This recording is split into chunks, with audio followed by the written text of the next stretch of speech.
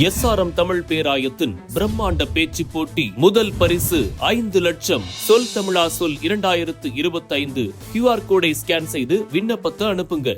பரந்தூர் கிராம மக்களை நேரில் சந்திக்க தமிழக வெற்றிக் கழக தலைவர் விஜய்க்கு காவல்துறை அனுமதி அளித்துள்ளது.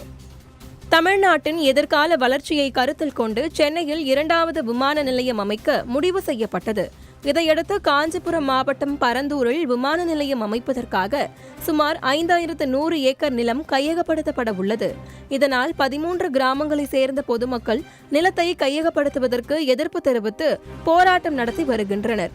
இந்த நிலையில் கடந்த ஆண்டு அக்டோபர் மாதம் விக்கிரவாண்டியில் நடைபெற்ற தமிழக வெற்றிக் கழக மாநாட்டில் பரந்தூர் விமான நிலைய திட்டத்தை கைவிடக் கோரி தீர்மானம் நிறைவேற்றப்பட்டது.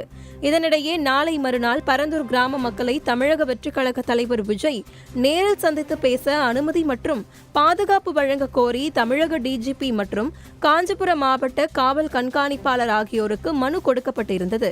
மேலும் விமான நிலைய எதிர்ப்பு குழுவினரை தமிழக வெற்றிக் கழக தலைவர் விஜய் சந்திப்பதற்காக நடைபெற்று வந்த பணிகளை நேற்று தமிழக வெற்றிக் கழக பொதுச் செயலாளர் புஷி ஆனந்த் நேரில் சென்று ஆய்வு மேற்கொண்டார்.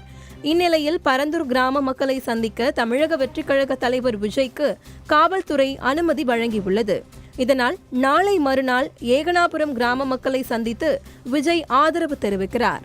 இந்த நிகழ்ச்சிக்காக 5 ஏக்கரில் நிலம் தேர்வு செய்யப்பட்டு ஏற்பாடுகள் தீவிரமாக நடைபெற்று வருகிறது.